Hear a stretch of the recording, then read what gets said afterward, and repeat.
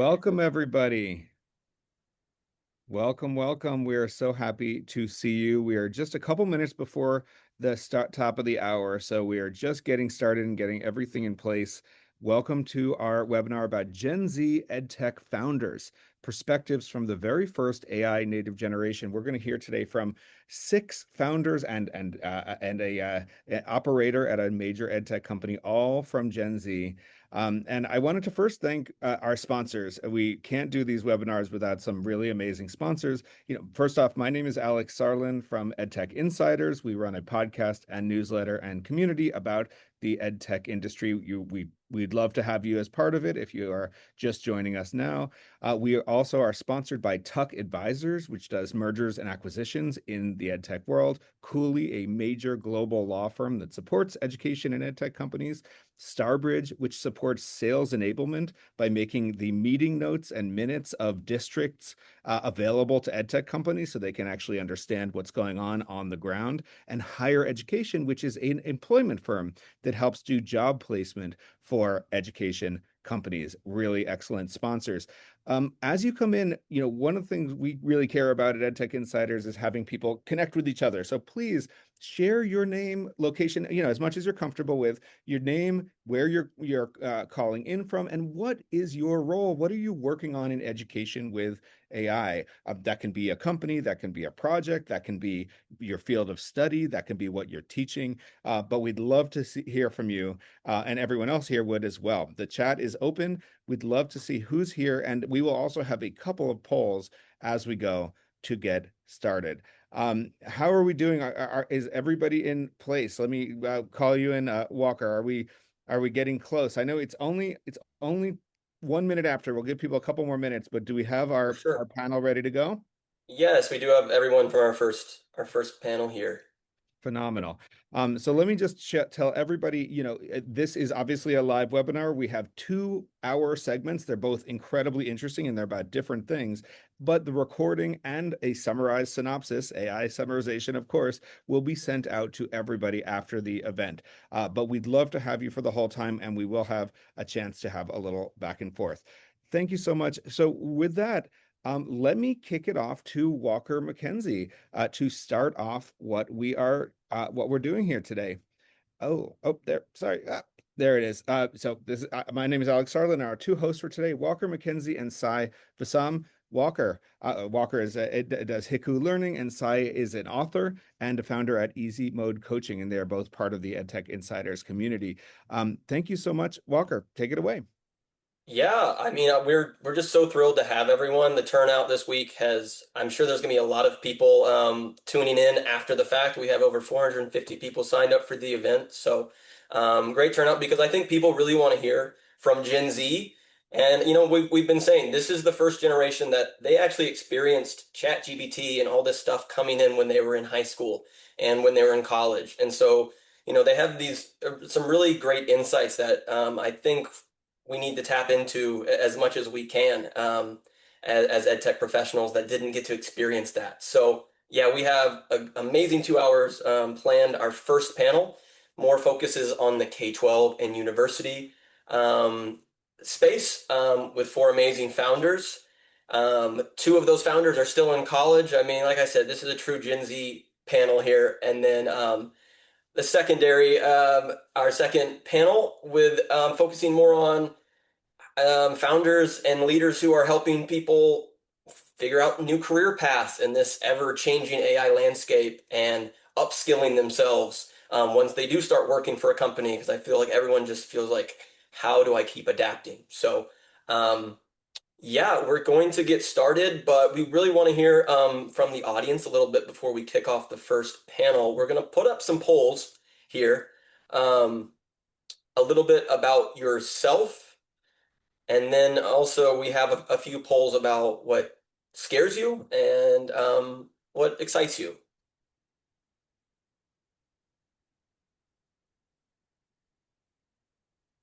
And as you're putting in the your answers to the poll, you may notice that in some of the questions, we have a sort of other option. If we are not representing some of the things that excite you or scare you, feel free to put them in the chat. I imagine others will want to hear your thoughts about what's most exciting, what's scary, what's, how do we navigate this really interesting moment? And obviously, we'd love to see what everybody's thinking proportionally, but if you have really specific answers to this that you'd love to share, we'd love to see them in the chat. It's going to be helpful for everyone in the community. So please throw them in there as well. We're seeing lots of people put in their answers here. It's gonna be a fun combination here. I'm seeing a lot of students. I'm seeing a lot of education company employees, some founders. We have a good number of founders in the room. We will share the results. I don't know if they're being shared live, or if not, we will share them right They after. are, yeah. We're seeing Perfect. We can we're all see seeing the them. live results. Maybe we'll give a few more seconds, so everyone get your answers in before we end the polls. But also a lot of these topics that are rising to the top, we're going to be talking about a lot today. Certainly personalization and how AI is allowing us to do that. Yeah, freeing teachers from administrative burden, that probably would be my answer. I'm a former teacher, former classroom educator that taught all subjects, had a lesson plan for 4 subjects a day, and that was wild. I would love to have had my AI tools back then. Um, Sweet. Fantastic. Yeah, you give Okay. last 10 seconds to get your poll answers in, and then we'll go through them a bit and kick it off.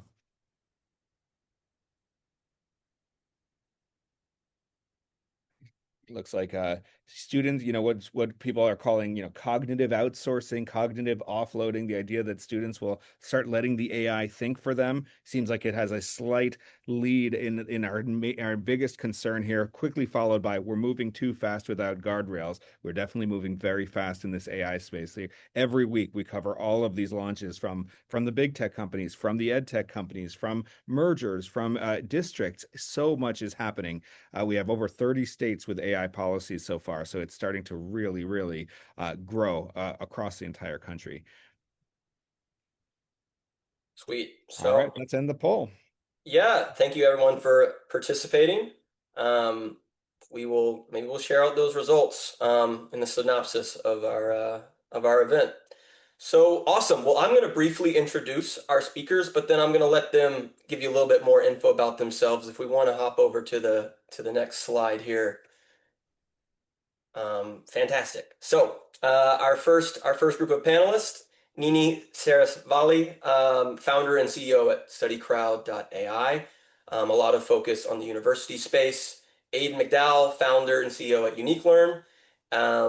Mitchell Meyer, founder and CEO at Blastoff. Both working on some amazing personalization, well, leveraging AI to let teachers and students personalize educational content. And then Siddharth Protia, founder and CEO at robograde.ai, excuse me. And yeah, that's a product that helps teachers save time and expedite their grading and assessment. So that's very brief. We'll stop sharing that now. Let's highlight some folks. Aidan, I will, just because you're at the first one on my list here, I'm going to spotlight you. I'm going to start spotlighting everyone. Actually, I'll just spotlight you as you introduce yourself, and then I'll spotlight the next person. Cool. Yeah, I've never been spotlighted before. This is great. Hi, everyone. My name is Aidan McDowell. I'm the founder and CEO of UniqLearn. I founded UniqLearn just over 2.5 years ago in 2023.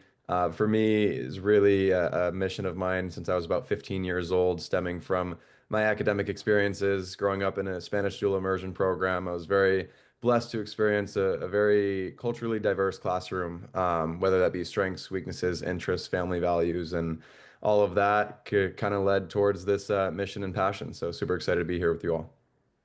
Yeah, thanks so much for being here. Nini, I'll join the club, join the Spotlight Club. Hello, everyone. I'm Nini, co-founder of StudyCrowd.AI. At StudyCrowd.AI, we're building an AI tutor and career mentor for college students. 40% of college students in the US drop out and lose hundreds of thousands of dollars they paid to go to college. And even the students who manage to graduate are not successful because half of college graduates end up in jobs that does not even require a college degree.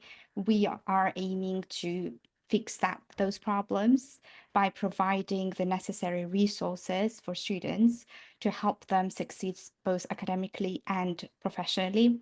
We provide simple study materials, tutoring, and career mentoring services, both with AI and humans. Thank you so much. Thank you. I will spotlight myself. Mitchell, I will spotlight you now. All right. Hello, everyone. Nice to meet you guys or be here. My name is Mitchell. I'm actually a current student still. I'm a senior at UNC Chapel Hill. However, I am based in New York. So shout out if anyone is from the Northeast. I've been working with schools 5 years now. It started actually during COVID and doing something a little differently, but was able to develop these incredible relationships with administrators, teachers. So then throw back to 2 years ago or so, we were able to create and work with teachers and administrators and educators to create what is now Blastoff, is the AI creation studio for schools. We believe that fundamentally that it's time to expect more from students, that they're capable of more than essays or PowerPoints. But schools generally aren't taking advantage, and we're looking to fill that gap. So we allow students to create these incredible projects like websites and games and interactive simulations. All that just maybe last year you would have had to be an engineer at Google. Today, middle school students could create these type of projects. Fantastic. Thank you so much for sharing. And awesome. Last but not least, Siddharth, let me add you here. Hello, guys. My name is Siddharth. I'm a college student at UC Santa Cruz, University of California, Santa Cruz. I'm from the Bay Area, and I have been building RoboGrade.io for the last year and a half about. RoboGrade is an AI grading assistant for educators and students. So for teachers, it automatically grades assessments within the matter of minutes and provides instant feedback. And for students, there's a set of tools to get instant feedback and advance your learning outcomes from assessments, homework assignments, etc. I had this idea for a very long time because I went to a very competitive high school.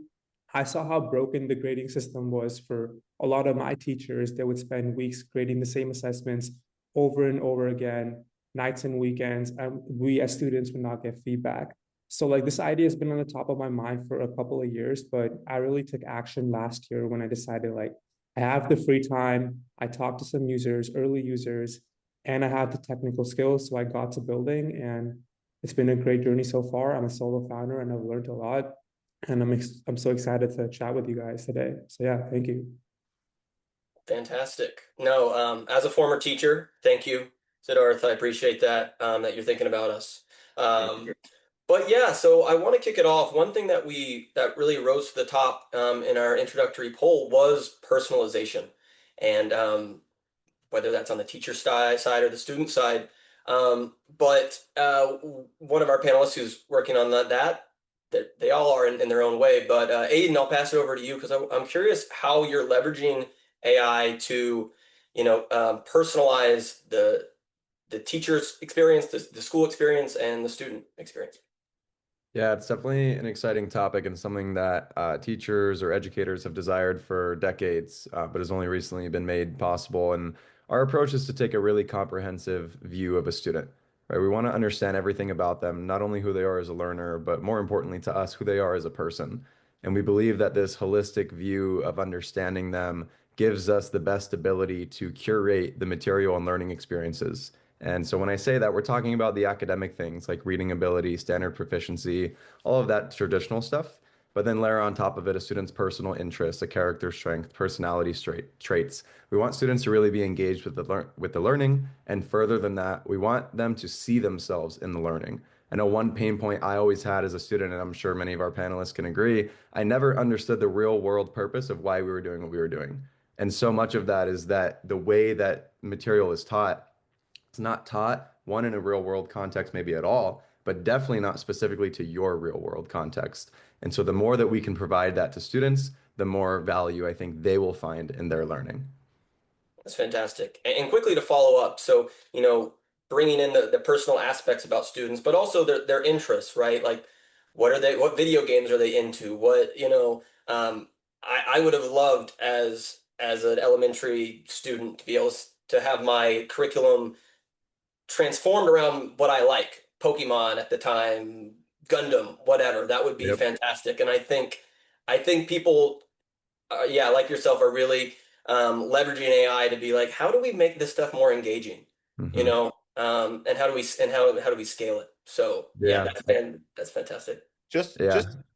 to jump in on that, I think the ability for students to really lean into their passions um is at a whole new level today, just because of the strict kind of capability difference of for students today versus when we were in high school, so as little as like 3 4 years ago.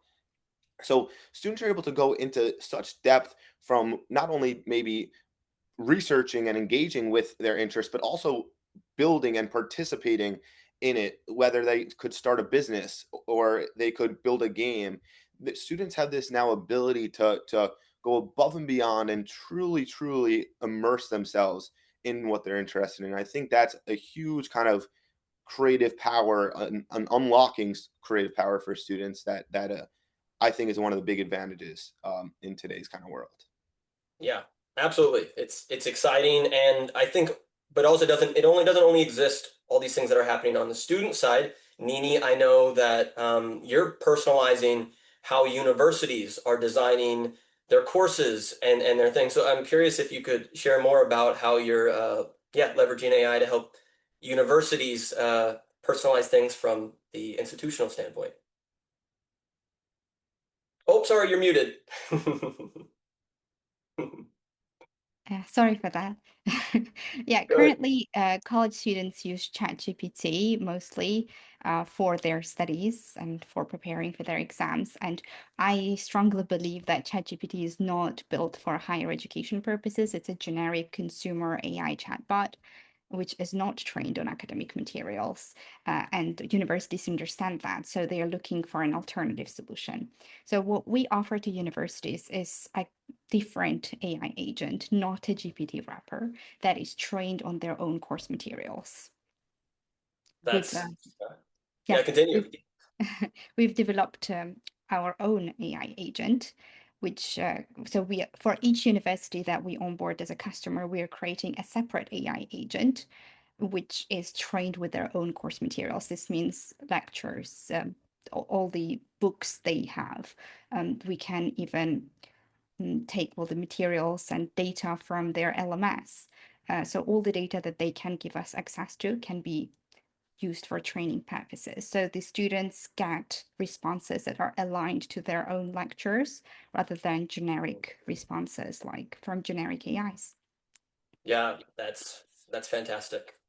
And Mm. I think yeah, and we were talking about earlier. You said it's not a ChatGPT wrapper. I think also we're clearly starting to see the difference between what a ChatGPT wrapper looks like and something that was specifically built for education. And OpenAI, Google, everyone's diving more into specializing for Yeah. education. But yeah, that's fantastic. And yeah, some of the data you were talking about, the assessment data. I wanted to chat with you a little bit about that, Siddharth, about, how are teachers, you know, how are they getting the most out of this technology? Is it really just a time-saving tool? Is it changing how they are formatting their assessments? I'm curious. Yeah, I think it boils down to a couple of things. I think the most important thing is how does the grading align with them, like with their standards, right? Is it the same way as they have been grading, just automated? I think that's the most important factor. So like quickly, for example, when they make an assessment on my platform, right, they can upload their rubrics, they can have specific grading instructions, tell the AI model when to like mark points, when to dock off points. So it's very customized. And if that factor was not there, if I never developed that myself, I think that would sway away a lot of teachers. The next thing is the actual content of the assessments, or sorry, the content of the grades. So once the grades are delivered by my platform, is it hallucinating? Is it correct? Is it what the teacher would award? And that is things that I work closely one-on-one with all users I talk to, and I talk to a lot every week. And that's the feedback I get. And if it's something that aligns with them, let's say they agree with the grades, they agree with the feedback, and of course, there will be a couple of tweaks they have to make, right? Nothing is perfect. I think that's the two most important things they're looking for when it comes to like customization and personalization and stuff like that. So yeah. Definitely. And one thing I wanted to follow up on there is would you say teachers are really just taking these assessments at face value? I mean, the grading at face value, or is it just like many of us use our tools? It's a great first draft that saves you time, but then the teacher or the professor is going in and validating. Yeah. So ultimately, like the teacher gets the final say, right?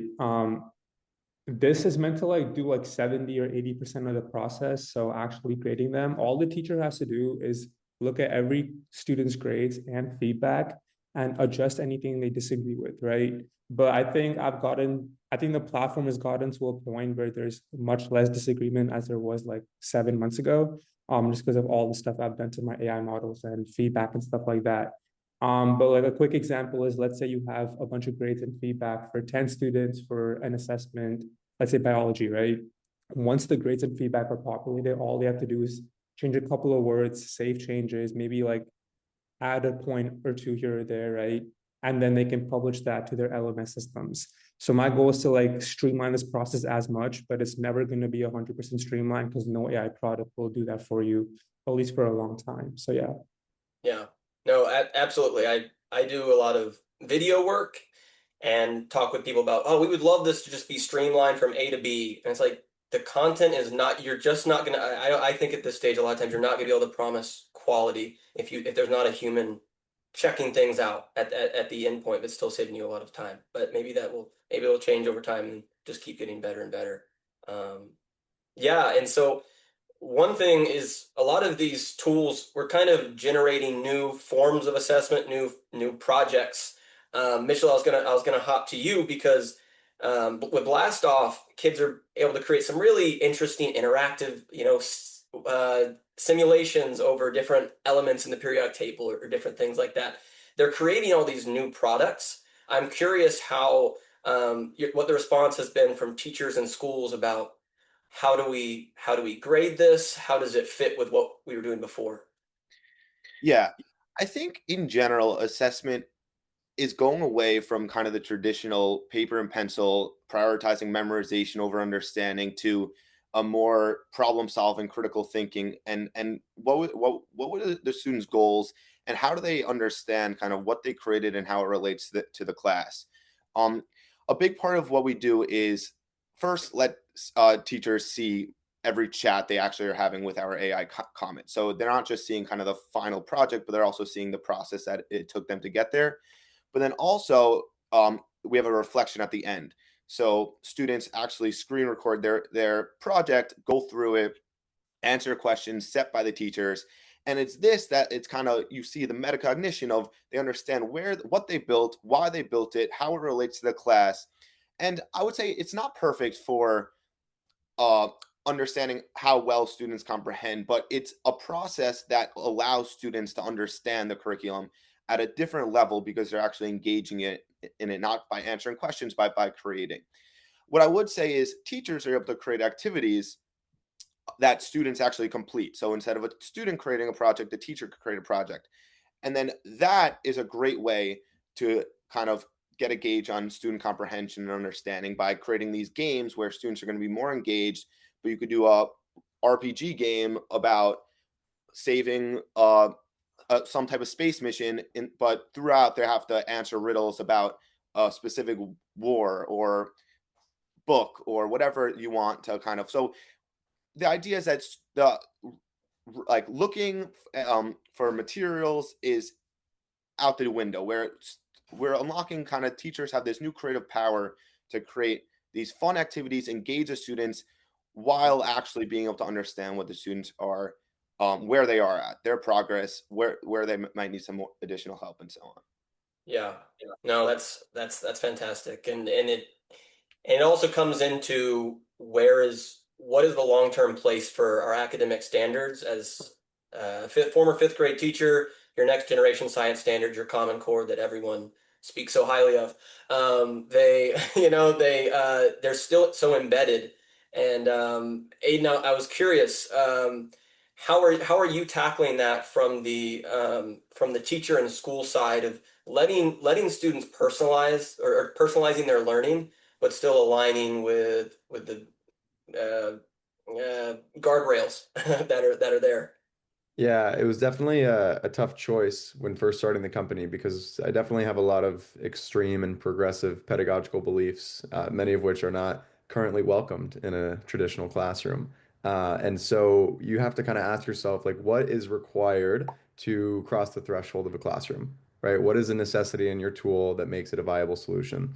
And one of those things is standards alignment, right? So on our platform, when teachers are creating assignments and material, they're selecting a standard from their set of state standards to align that material to. What we believe is a shift away from a subject-based model and towards a skills-based model. So we think this idea of learning math in this exact sequence for this exact reason is archaic, and we are moving towards, as Mitchell said, more interactive and showing, improving your understanding. And I think the way that we've built standards into our platform will allow us to continue walking this fine line where we're not fully conforming to what the educational norm is. And as pedagogy continues to evolve over the course of the next 5, 10 years, we'll be able to kind of plug and play what is now a state standard and what in the future might be just a more traditional skill. Sorry, you got me as well. Yeah, no, that's really fantastic. Um, Sweet. And then one other thing. So, Nini, in the university space, is there as much constraint, or do professors and departments have a little bit more flexibility over using AI and not being so constrained to a set of standards? I'm curious. Yeah, so I had a great opportunity to learn more about that. I was in Nashville just a few weeks ago on a conference, EduCause conference, where most of the universities from the US and beyond were attending, and we had a lot of interesting talks about what is the future of AI in higher education. And definitely they are concerned about the fact that students are just using AI to cheat. They still look at AI as a cheating tool, but they understand that they cannot just avoid AI. They know that whether or not they like it, students will continue using it. So they are looking for a way to use AI, but in an ethical way.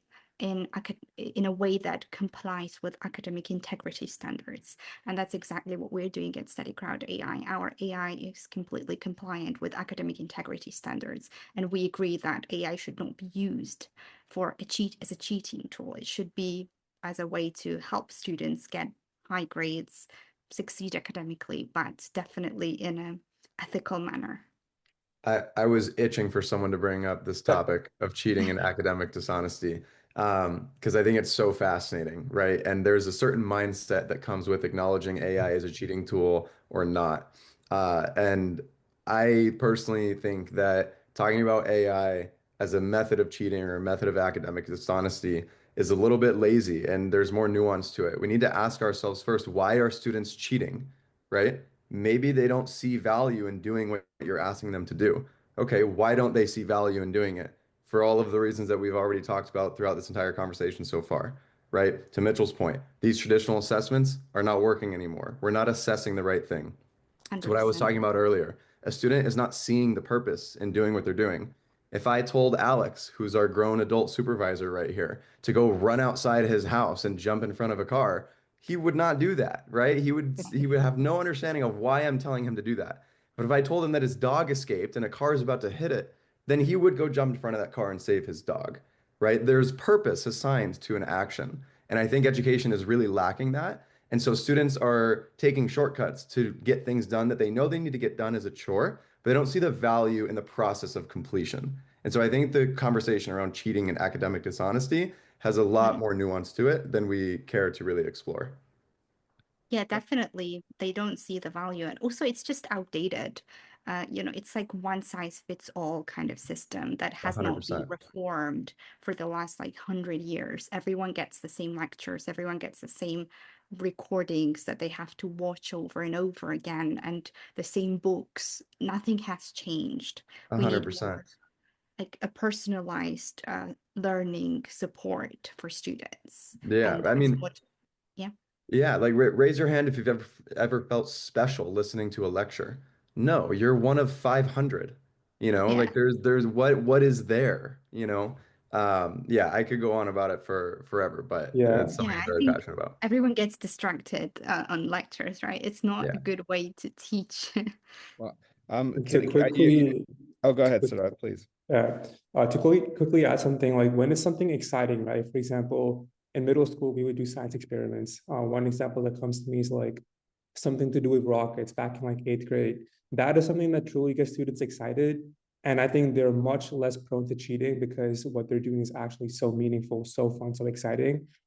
So like on the other side of the table, I've me myself too, like if I'm doing something that I actually want to learn about, I am much less prone to cheating. And that just brings up the point that everything we're doing right now as college students, as high schoolers, is so meaningless to like a very high extent that we just use shortcuts as a way to like just get it done without really thinking about what we're learning just because we don't find a lot of purpose, right? So I think as teachers, if something were to be really fun for the students while being a very meaningful learning experience, I think that would be much more beneficial to everyone because students will actually want to pay full attention and actually try their best. Yeah, I just want to jump in here because I'm loving this conversation about this crisis of meaning, and I wanted to ask all of the entrepreneurs here. You're such a unique group in that you have that visceral sense. You have been in school relatively recently. Some of you are still in school. You know what it feels like to feel like one of 500 people in a lecture, or to remember that one eighth grade science lab that you actually liked. What I'd love to ask all of you, maybe we could just go around for a circle, and then I'll back right out. Is what do you think is the biggest advantage to you of being so close to the school environment, to being a young entrepreneur? And what do you think is the big disadvantage? What do you think is something that really benefits you in creating and founding your companies? And what maybe holds you back? Is it how you're seen? I'd love to hear all of you respond to that, and then I'll just back out. Mitchell, can I actually start with you? I think I know you've been thinking about this. Yeah, absolutely. I think I'm actually conflicted where it's important to actually, to me, it's important to have the ability to learn and even learn maybe stuff that might be boring and that you're not super interested in.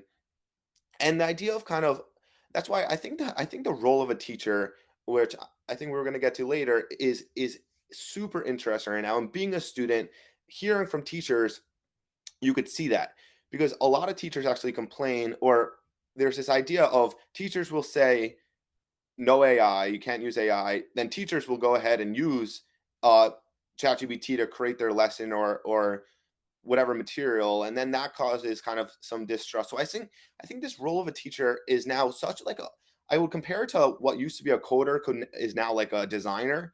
And I think a teacher is a little bit of that designer too, is how do you design your classroom to get even the students who might not be interested in a topic to engage with the curriculum and to lean into it and find their purpose. So I think that in general the role of a teacher is a super interesting conversation. Um, because their role is, I would argue, just as important, if not more important. However, certainly changing. I'm curious what the other panelists think about that. Yeah, happy to jump in and tie to that and also answer your question, Alex. I think advantages and disadvantages of being so close to it. When you're first starting a company, regardless of who you are, there's a little bit of an imposter syndrome, right? You're like, okay, I'm a founder and CEO, but I kind of just made that up like last night, right? And there's questions about credibility and your experience going in. And one thing that really leaned on kind of unapologetically was like my experience, my advantage is that I was in a classroom yesterday, right? And you were in a classroom 25 years ago. You may have worked at these 6 EdTech companies in senior positions. You have not seen what's going on in a classroom in a very long time. And so I think that was a clear advantage. And with that comes the obvious disadvantage of you're 20, you have no idea what you're talking about, right? And also the lack of experience and things like that. Of course, there are numerous things that you learn of trials and tribulations throughout your career. So I think the advantages and disadvantages are natural, but they're definitely cool to see. To go to a little bit more about the disadvantages, trying to sell products as a student to some of the most risk averse, if not the most risk averse organizations in the world is an absolute, like, feels like I'm pulling a boulder up a hill. It is not easy to establish the ethos. However, where you could establish that ethos is in talking from firsthand experiences, and really you have to be in a classroom. Even if I'm a student, so I get to be every day or have to be every day.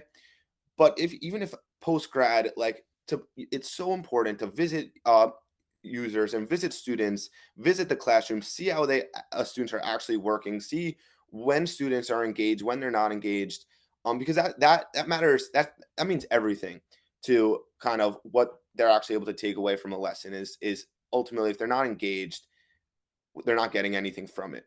So being able to understand what's effective and not, and being able to do that because we're in a classroom every day, it makes all the difference. Yeah, I think the number one advantage that I have seen firsthand is how willing older professors and teachers are to knowing about what students are building, right? At the end of the day, people who are older than me, they get excited about our generation, what we're up to, what we think of technology, AI especially. So when I go and approach them with this AI tool that I'm building, they're pretty receptive to trying it out. Does not mean they're going to be a user, but they're receptive to seeing what I'm building, who I am, and seeing this can fit their workflows, right? Just because I am young, I'm part of their same university, at least for my case. But if you have that personal connection with them from the very start, and this could be an ex-teacher you had, an ex-professor, I think that's the biggest advantage because you can get feedback and just iterate so quickly. But if you were to cold approach some random professor or teacher, I think they would still be open to trying it out, just at a much less extent, just because you don't know them. I think that's the best advantage as a student is you're young. So people are willing to listen to you. But then when it comes to selling, which is the disadvantage, you're young, right? You don't know what you're doing. You're 20. You've never built a company. Like, why are you calling yourself a CEO? Like, you don't know this or that. So people are, I think at the end of the sales cycle, this is the biggest disadvantage. But initially, that first contact is the best thing being so young, especially a college student. So yeah. Well, I'm a bit older than you guys. I graduated 5 years ago. So my experience is a bit different. Well, obviously, it's a huge advantage when you've had, like, I was a college student, right? Myself. And when I saw firsthand how students were struggling, I knew their problems very well. I knew so many students. I talked to them every single day. So that really helped me design the product in a way that solved their problems. And it also gave me the network to sell to. The first clients that I ever had were my classmates. So it gives you access to your initial market. And then once you have few paid customers, they can give you reviews, they can give you feedback. So you can iterate based on that feedback. And then it becomes much easier to sell to strangers. That's exactly what happened with me. But I was selling to students directly. And not only that I was a college student myself, and I experienced firsthand the problems that college students have, but also I have personally delivered over 1,000 hours of tutoring and career mentoring. So I had teaching experience as well to students, and I was able to help them graduate successfully and also find jobs. That is a very fulfilling thing to do. And because during those thousands of hours that I passed with students, I could really understand what their problems are and how I can help them, what works and what doesn't. And then I could create systems to automate the manual processes that I was using to help students. Yeah, I think just to piggyback off that, Nini, the point of being like so close to your initial market is huge, right? And then one other thing that I thought of too is a lot of my customers see me as like their kids because I'm the same age as their kids. So I think that's like a beneficial heart tug a little bit. And then there's also a sense of like it's not really, and maybe people will disagree with this. I think it's less weird for a 20-year-old to walk to a school or a principal or a superintendent and say, "Hey, can I walk through your classrooms and observe?" than it is for a random 50-year-old to want to go walk through third grade classrooms and stuff like that. Not that there's any mal intent, but just image wise, I think there's a difference there as well. Yeah, that's different because you're selling to K-12, I guess. Right. Yeah, so that must be harder. Yeah. In terms of getting experience, I've talked to several founders, and I'm like, I would highly recommend if you're in EdTech, at least maybe you don't have to be a teacher, but go be a sub. I mean, go substitute, see what the schedule looks like on the day-to-day, see how much stress and how Yeah. many things teachers are shuffling around while making sure 20 kids don't bite each other or whatever it is. It's just it's so much, and I think a lot of your responses really focused on what our promise for AI should be is that we're trying to give teachers back time so the relationships are stronger, so they know more about their kids. So then when, as Mitchell said, as they're designing products or they're designing curriculum and content for their classroom, they know more about those kids so they know what's gonna click for them. And yeah, thank you guys so much. Those are all fantastic reflections. I know we also have a lot of aspiring founders in this meeting and high school students and college students that, yeah, it can be overwhelming, but AI is making it easier to be a founder. I think it's easier to start your project. So I'd love to go around and get advice from everyone on how you're leveraging AI to make you more productive as a founder. And I'll start with Siddharth as you're a solo founder. And yeah, I'd love to hear. Yeah, I think if you want to ever start something in college or even now, I think it should truly come out of the heart, right? Don't just build something for the sake of building or to like call yourself a founder. If you identify a problem, you closely resonate with it, I think that's when you should get to building. And if that takes a lot of time, if it happens like 5 years from now, let it be. Don't force anything. In terms of like leveraging AI tools, I mean, my entire workflow is AI native. So I'm technical myself, so I've been coding for a long time. So I don't use like AI to like write all my code, but I use it for a lot of other aspects, right? For example, I use a lot of Figma MCP to like design some of my UI interfaces on the actual live web app. And I use other tools to like autocomplete some posts, some simple stuff like that. In terms of like outreach, I use other AI tools to like streamline some of those processes as well. So a lot of the AI tools that I am using are not just for coding, but for the full stack purpose of building, from selling, marketing to following up with emails, to even using tools for meetings that can help me better answer questions, right? When I get those like difficult questions from people who are making decisions to approve my product or not. But in terms of just like pure building and just like pure product, there's a lot of great AI tools out there. I will say like I'm a little bit against vibe coding to a sense, just because it tends to be the same thing. It generates a lot for interfaces and just like products in general.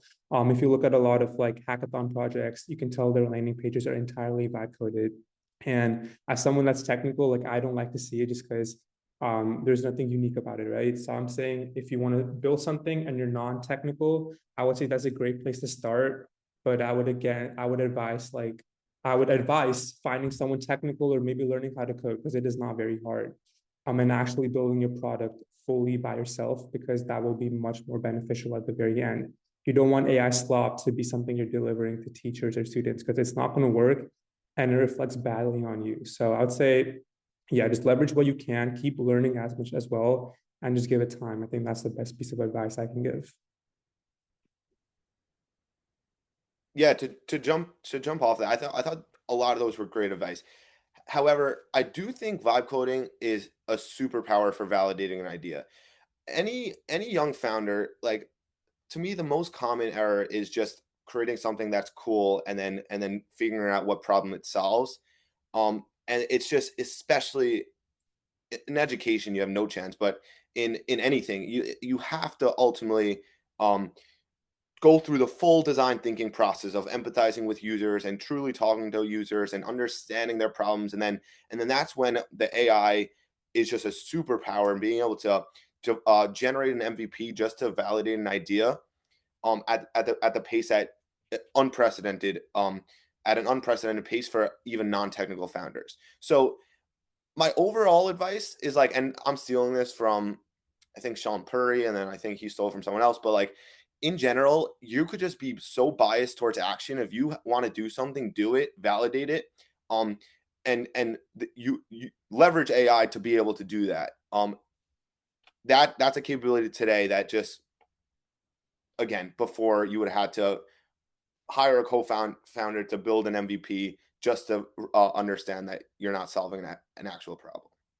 Yeah, I agree with that 100%. Because nowadays, like, you can so easily vibe code an MVP and see if there is a demand for it. Otherwise, you end up spending months building something just to find out that nobody wants what you're building. So just to validate that what you're building is something people want. But obviously, I would also add that not only that you should use vibe coding tools to create your MVP, but also you should build your audience before you even have a product. You should be selling by building your audience and having followers who have the problem that you are solving, and by building, putting content out there and building yourself as an authority in your field, that will really help you make sales. So I would say sell before you build. Yeah, I completely agree with that, and that goes along with my number one piece, which is just start.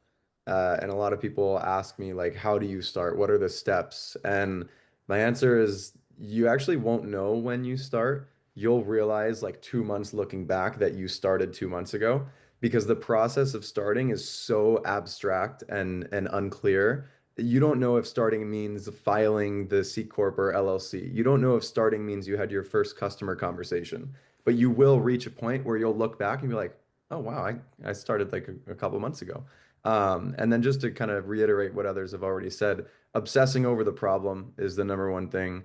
You guys have already said it, like if you can build a product and no one wants it, then what good is it? And also just spending time with your customers. If you were never your customer, like I was never a teacher, I was a student obviously, but I was never a teacher. So if you never were your customer, then spend as much time with them as possible. I spent a year and a half while I was in college as a school researcher. And what that meant is I walked up to a random school in Manhattan and begged the principal to let me come in and sit in the back of his classrooms.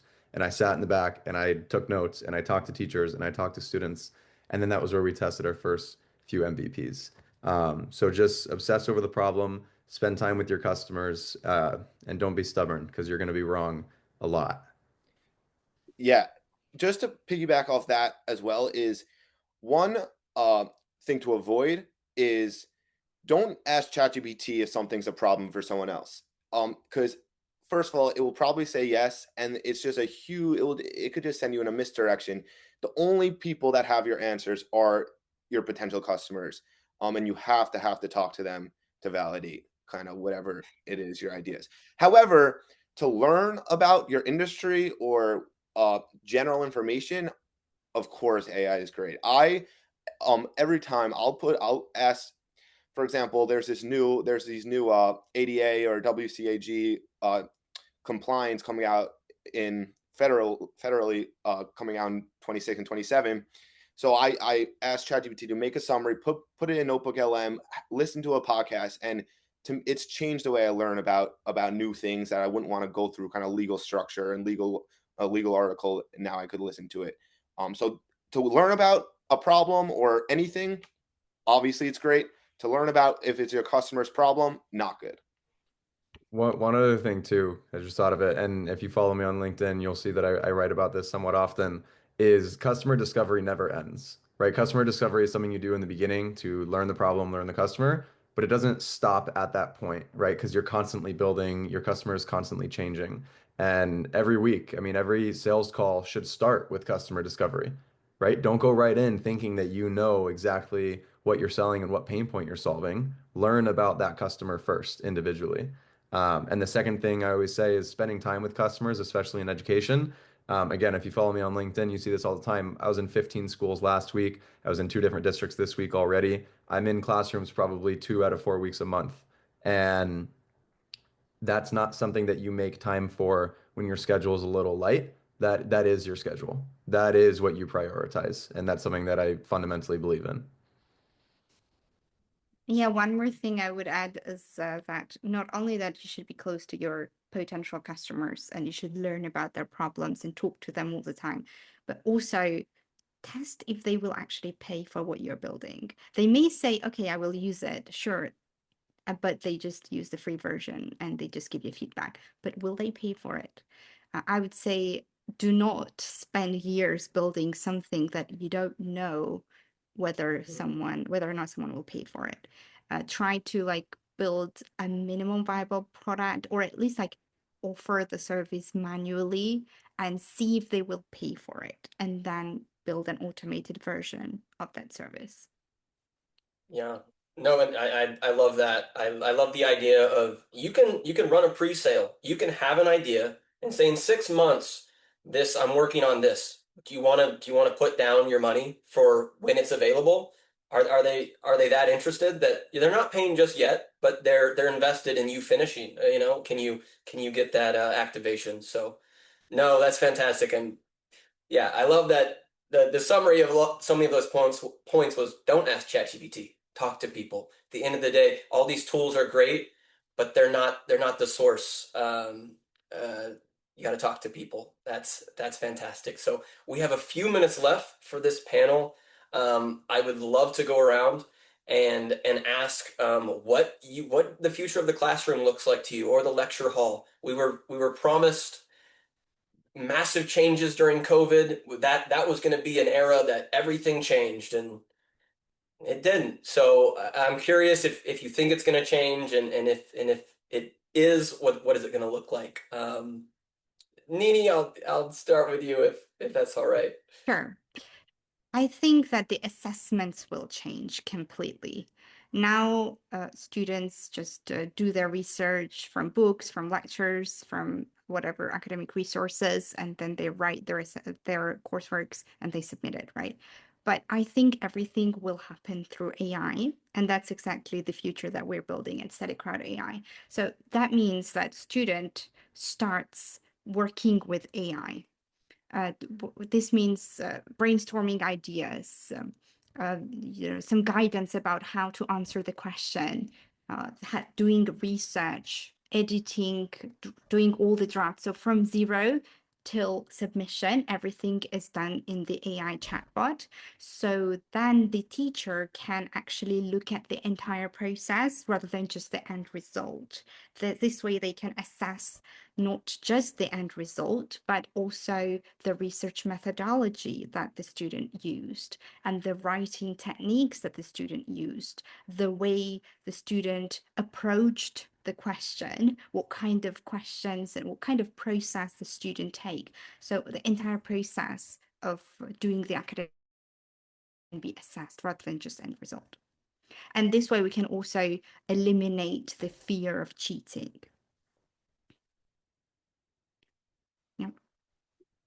I could jump in. So I think, yeah, I agree with all of that. I think in general, AI is shifting the classroom from content delivery to creation and problem solving, and kind of a little bit more higher critical thinking.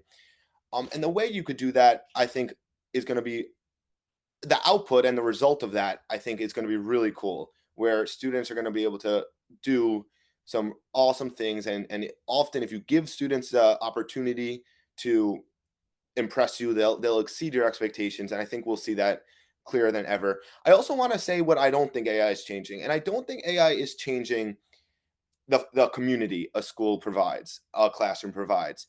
The feedback, the inspiration, the value of sitting and learning with your classmates. I think that's so important. I think even more important in this age where in this age of AI. So I think there are awesome shifts, and just like when the calculator was invented, math students were able to do more high order math at a younger age. I think that you're going to see a similar kind of result in all of education.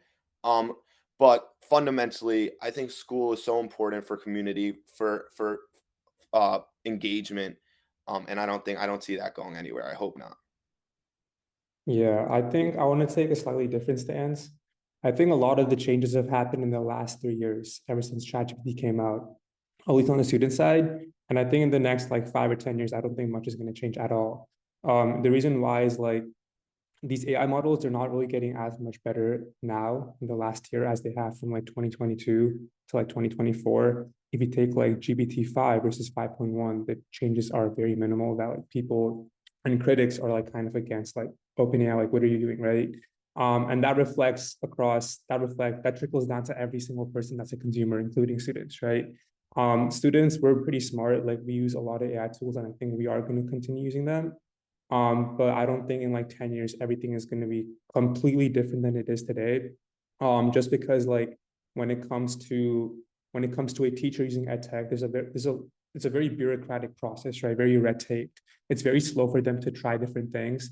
And if it's going to continue remaining slow, I think just using these tools it will stay like, or my point is like, we will still be using it. It's just not going to be radically different. I think we've hit that plateau of AI innovation. Things will get better, but at a much like flatter rate. And I think that results down to like students and teachers like finding value, but not to the point that it's radically changing every single thing they're doing, from like content creation to quiz generation to all that stuff. So yeah. Yeah, I appreciate you guys highlighting what is not going to change, because I think that's something we rarely talk about. So I appreciate you guys bringing that up. I think for me, I lean much more into the pedagogy than I do the tech. To me, AI is simply a means of empowering enhanced pedagogy, but is by no means kind of the centerpiece of what education should be. And so I mentioned one shift earlier, the shift from a subject-based model to a skill-based model. I think another one is a shift from a time-based model to a proficiency-based model. The concept that we learn different things from third grade to fourth grade simply because summer happened and we're now in the new school year, I think is ridiculous. What happens if you had a 20% gap in third grade? Maybe it's not that big of a deal going into fourth, right? The content can't be too different, but that gap starts to compound. And all of a sudden you get to sixth, seventh, eighth grade, and you have students who are completely checked out at that point. We know sixth grade is a huge cliff of engagement, right? I mean, it's a different setting, a different style. But those gaps compound. And so I think we really need to push this idea. This is what we're doing with our platform, that a student is going to show proficiency. And again, AI is a great means of accelerating that and making sure that that's done in a way that's catered to each student. I think ultimately, my vision for education is that a student drives it through their own curiosity. Right? We've talked a lot about engagement, and I think the important added word there is intrinsic engagement. I don't believe in gamification. I don't believe learning powered through coins and costumes and things like that. Research is very clear that if you incentivize something that someone loves doing with money or some sort of external reward, and then you take away the external reward, that person's love for doing that thing goes down. The research is very clear on it. And so I think this idea of intrinsic motivation and a student driving what they want to learn out of their own curiosity and the things they see value in, I think that's the future of education that I'd love to see. What's interesting is like I would say it's going to be interesting to watch, but Alpha School is challenging that idea and pretty much incentivizing students by paying them. So I'm a big fan of Alpha School, but they're certainly taking a controversial approach in terms of incentivizing students, and it'll be an interesting result to watch. I love the controversy. I think we need it, and we'll see how it plays out. Certainly. Yeah, no, I'm with you, Aidan, on leverage what kids already like. You don't need to build a new cartoon or a new Pokemon. Use Pokemon, use stuff that kids already like and integrate it into these products. Yeah, no, that it's been a fantastic conversation. I think the chat I've been watching the chat. I think if this is the future of EdTech, this group of founders, we're in a good place. So yeah, it's been a fantastic conversation. And I really appreciate everyone joining. Now I'm going to pass it over to Sai. We would love some more audience participation. We have a few more polls for you as we enter into our next segment. Perfect. Alex, I wonder if you can put the poll up, not being able to access it right now. But thank you all so much for continuing to be here. And just take a quick sec to see where you're at, as there was just so much amazing conversation, so many amazing topics that we leaned into, that so many points that don't just live in this setting, in this forum, but then can continue the conversation. We can actually continue the conversation in your circles, whether you're a student, whether you're a founder, whether you're an ed tech professional, a teacher, professor, wherever you are, or in the workplace. And so take a quick sec as we're transitioning here to answer the poll questions about what your thoughts are on the 4-year degrees, the AI literacy gap, and some fears about AI and careers in general. And we'll start seeing some results come in. And I just want to call out as you're doing this, one really interesting thing about this next group of founders, we have a high school founder in the room this time, which is really exciting. A 16-year-old Grace Brusky is the co-founder of Pathly, and she, as has been quote noted in the chat, is turning 17 very soon. So, you know, this is such an amazing moment for Generation Z, for young founders, for the ability to just get off the ground and make amazing things happen with AI and with a whole variety of different tools. Just wanted to throw that in there. That is just extra exciting for me. I can't wait for more and more high school students to be creating AI tools, both for themselves and for the market. Back to you, Sai. Yeah, thanks, Alex. Yeah, so we'll go through the quick intros here, and I'll pass it off to you individually. So we have Deja White, founder and CEO of Breakroom Buddha and Scouta. Rayan Madjidi, Associate Product Marketing Manager at Udemy. And as Alex was mentioning, Grace Brusky, founder and CEO at Pathly. So we'll just go in that order. So Deja, would love for you to share a little bit about yourself and what you're working on. And that'll lay some of the foundation for the rest of the conversation. Perfect. Thank you all for having me. Oh, I think I went black, but if you can still hear me, okay, that's good. I am Deja White, founder of Breakroom Buddha, and Breakroom Buddha it started off as a blog for college students who didn't know what to do after graduating college. And even though they had a career center, they still were lost about life after college. So what I did was I started documenting my own experiences post college because I always had a job. And then I also started interviewing other young professionals to tell their stories and how they got their jobs after college. It's since blown up, and I've embraced AI. So I have a career coaching platform that I bring into both colleges and at the high school level because I've realized a lot of students aren't really sure about going into college now. So they need to focus on workforce and know what that means. And then I also created Scouta, which is a Google Chrome extension that kicks off career curiosity because I've also coached a lot of students who don't know what they want to do after high school or college. So that's a little bit about me and happy to dive in deeper later. Awesome. Thanks, Deja. Next, we'll pass it off to Rayan. Yeah, hey everyone, my name is Rayan Madjidi, kind of like right on, and I'm currently working on the consumer product marketing team at Udemy. And for anyone that doesn't know what Udemy is, we're actually this huge AI-powered skills acceleration platform, really built for two sides. One is for individuals, just like all of us, to learn any skills from sourdough making all the way to AI. And then our huge other side is all about our B2B, which is our business side, right? We're selling to huge enterprises such as Samsung, P&G. We're really helping all those employees really upskill their platform so they're also ready for AI. Something that's really interesting is while I'm not a founder, I feel so ecstatic right now and feel so much energy from everyone here. A fun fact is I'm actually learning a new skill, and that skill is learning how to fly airplanes. But before this, I've also spent a lot of time in product and growth at places like Disney Plus, Twitter, Yelp, Tinder, and now here currently at Udemy. And I think what really excites me is that Udemy understands that skills are truly the next currency.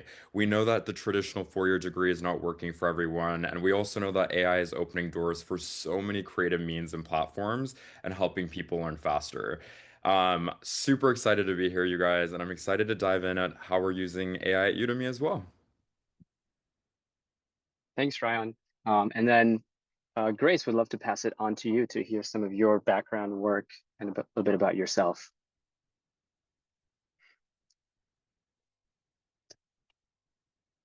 Hey, Grace, I'm not sure if we can hear you.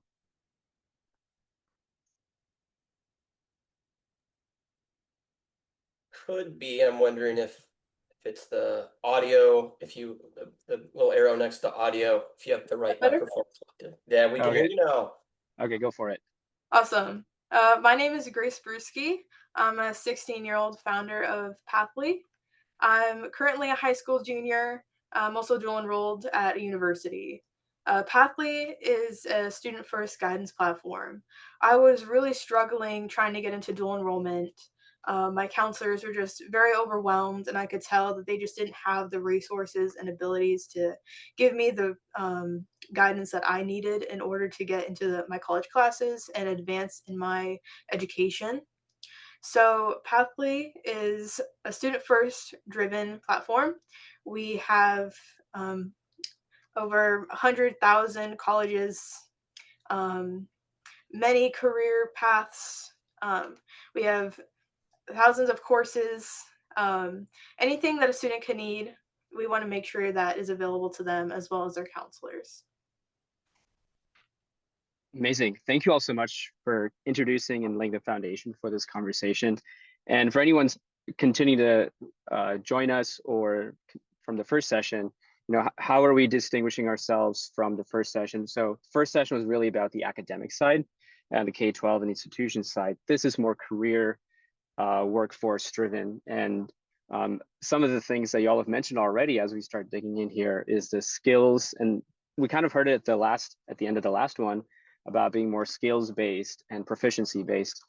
And would love to hear kind of, Rayan, we'll start with you and then kind of work our way around, and feel free to bounce off of each other as well. How you're perceiving this transition from to a skills-based economy and workforce place. Yeah, that's a great question. I think really the foundation for me, when we go into college, we have a mindset that we're just going to major into one thing, and we go into this beautiful life and all these expectations and all these amazing mentors tell us you're going to live in that and work in that forever. But I really think what's essential is that when people now are going into jobs, we really have to be universal in the sense that we are not just defined as one thing. And Gen Z can be seen sometimes as lazy, but I think what's really important is that we bring so much value in different mindsets. So what we're doing here at Udemy is understanding that skills can mean so many different things. And I think skills can mean having technical skills, but also foundational skills. And what we're really doing is helping people build those skills to actually get to the career path they want. And specifically, one of the biggest skills that we see, which is AI literacy in early career, the gap is really actually twofold for us. There's first that foundational literacy gap. So I think a lot of early professionals say they're using AI tools, but many of them haven't really been trained on prompt engineering, evaluation, real world application, and actually understanding how to use those tools. Our data shows that we have about 14 new Gen AI enrollments every single minute, which kind of tells you the appetite there, but it really shows that education hasn't necessarily caught up. And second is that skills, there's really a huge confidence gap, right? Many emerging professionals know how to use consumer grade kind of AI tools, ChatGPT, but they don't really know how to apply it to their structure and their workflows. So they don't know how to use AI to improve their communication, save time, create data analysis, find secondary research. So these are exact kind of areas our company really cares about. And we see a huge growth. Udemy people come to learn so many things, but we're seeing a lot of people come and growing their soft skills as well, right? People need to learn those foundational skills of, building problem solving skills, team building skills, all the way from business communication skills. So, for early career folks out there, knowing the technical side really matters, but we're really helping build human skills with AI as well. And that's really valuable in the workspace that we found in Gen Z. I'll throw my 2 cents in just a bit. And I love what you said about the foundational piece. So earlier in the year, I was charged with building curriculum for a citywide upskilling initiative for AI. And you don't really think about all the pieces that you need in order to successfully use a tool, even if it is just a chat bot like ChatGPT or Claude. you mentioned prompt engineering. You didn't mention the bias that comes with the tool. So you have to figure out what's bias and what's not bias. You have to use common sense a lot of times. And what I saw when I was teaching it in the classroom was that a lot of people were just using it like another Google. So I really stress that we don't need to use AI like Google. It's a tool just like a Canva would be, just like an Adobe Photoshop would be. How can we use it as a tool to propel where we're going? So I work with a lot of high schoolers now, and I develop like workforce curriculum, and I've actually ripped them away from AI a little bit. So how can we think about going into the workplace? What are the actual skills that we need in order to go into college? And then I introduce AI tools. All right, now that you know how to research your college or research your major, let's use AI to think about some of the career paths you can go down after you know what you want to do. So it always has to be that human element and that AI element, especially in the workplace. And two, like if you've never worked in a particular job, how can you do all of the human skills and learn that job before you bring in that workflow from AI or another AI tool? So those are my 2 cents on that. Yeah, I completely go ahead. agree with that take. Both of y'all with the AI literacy. I feel like most people think of that as just clicking on ChatGPT, but it's so much more. You know, people really have to learn how to use AI to solve real problems like all of us are trying to do. Um, Especially with what you just said, I feel like a lot of places in the workforce are integrating AI things and expecting like new employees to already have AI literacy, which I found was interesting. I definitely agree with that too. And I wanted to actually ask both of you and your experiences. It's so funny to me because I was literally on the brink, right? I graduated in 2023, which were like OpenAI was coming, Google Gemini was launching all these things, but I feel like I just made the cusp and then I kind of really used it in my professional role when I was at Disney Plus. But I'm curious to know what skills have you guys seen in your, even at your own companies, what specific LLMs or AI you guys are using? Something that's really unique about Udemy is we actually use a lot of AI. I feel like different company, there's been stigmas around, hey, don't do that. You're seen a certain way if you use too much AI, or hey, don't use AI in this sense because we need to find real factual sources, and we know AI has a lot of logical fallacies. But here at Udemy, we use token and writer. And I think what's really beneficial as a product marketer is that my role is to really communicate the products to people, right? At Udemy, one thing that we really need to do better is focusing on Gen Z. We know that TikTok has become big, short form content, the way that people pay attention and learn education. So what's really unique is we use something called Writer, which essentially kind of embeds our brand and our messaging, and we're able to actually use that to kind of talk in our voice to our consumers. I was curious to know for you guys, what AI do you guys use every day in your work? Yeah, so I can speak to me specifically. I built the tools. So I lean a lot on APIs, and OpenAI is the API that I lean on for my tools. But when I'm teaching or building curriculum, I use ChatGPT, I use Claude. I teach other tools. So some of the ones that you may not have heard of, I do a lot of research to see what I can present to the students so that they're not just leaning on a ChatGPT. I know Gamma has become really big, and depending on the industry that you go into, you will be in PowerPoint decks. So I like to introduce them to tools like Gamma. I like to introduce them to like the notebook LMs of the world. So like and then Google has a whole experiment hub of a bunch of different little tools that a lot of people don't talk about. So I love introducing my students to a Google tool called Say What You See, and it allows you to prompt engineer, and it only gives you a limited number of characters as well. So I try to introduce a ton of different tools because I'm teaching the tools and building curriculum around AI and career readiness. So I think I might be one of the anomalies. But when I'm talking to career professionals, they are using like the Microsoft Copilot. But I like to tell people that Microsoft Copilot is running like OpenAI in the back end. So you're really using OpenAI. If you don't know, that's what you're using. But yeah, I can go down this rabbit hole forever. But yes, I try to introduce folks to the tools that you know, and then some of the tools that you may not know to help on the AI literacy journey. At Pathly, we make sure we use a multi-model AI.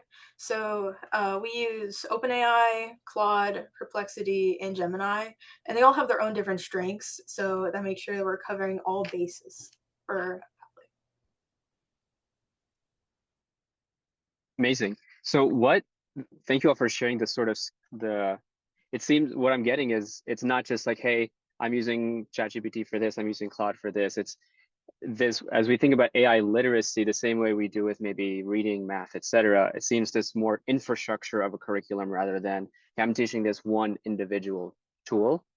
And so I guess, Deja, I would love for you to actually, I mean, you said you could talk about this for hours, right? I'd love for you to talk about it for a few minutes.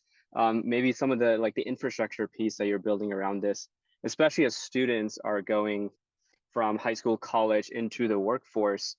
What are some of those gaps that you're seeing in the AI literacy standpoint, from this like infrastructure standpoint, that workforce is not maybe having the resources for? Yeah, the way I see workforce is that there's been a blueprint, and a lot of organizations have stuck with that blueprint. And from my perspective, I haven't seen a lot of the standard organizations that people would go to for help to get a job adopting AI as quickly. But if you go to some nonprofits, like in the city that I live in, there are a ton of nonprofits who realize that there's a need to get students in STEM into advanced degrees or advanced industries. So they are embracing tools and AI and standing up their own curriculum. So, for instance, I'm working with a nonprofit, and I've been brought in to do some curriculum design around workforce. I 100% use AI in my curriculum design. And when I'm teaching, I 100% teach with AI and have my students build their futures with AI. So I think some of the smaller organizations are taking it and running with it, but some of the more larger ones, maybe the ones that are federally backed or are a little bit older, I'm seeing a little bit of hesitancy to use AI in the way that I use it or the way that some of the nonprofits that I work with use it. So I think the gap is that they just don't understand how it can be used. I'll give you an example. When I use it, I like to do trend forecasting. So I'll set up little GPTs and have my students enter in ideas or topics or curiosities that they have, and then have the GPT run a forecast on where that career path could take them in the next 5 years. But when I talk to like a workforce development agency, maybe they are under resourced or they don't have the time, but they're not using GPTs to run trend fat forecasts. They're looking at like the now, but that the jobs that they're getting folks into, it may not exist in the next 5 years. So running that trend forecast with an AI tool would be the smart thing to do. So yeah, that's just a little bit of what I'm seeing. It's the smaller pockets that are embracing it rather than the larger, older organizations. Yeah, and I want to add on to that. I think such a good point. I think there's a huge gap between how students use AI versus how it actually shows up in the workplace, right? In the last panel, we kind of talked about students using AI almost as a task helper, right? They're going to AI for drafting, summarizing, completing assignments. In classrooms, when you really think about it, the guardrails are usually strict and really centered around academic integrity. And obviously, we talked about the whole conversation around cheating. But workplaces, on the other hand, are very different. you're expected to be an AI strategic partner, essentially, right? We really use AI to not only help us finish our work faster, we're using it to think better, to help us kind of synthesize and get messages up to analyze problems to executives. So I think really what's interesting is that companies are expecting early career talent to really understand how to use AI in the flow of work and not just as like a homework assistant.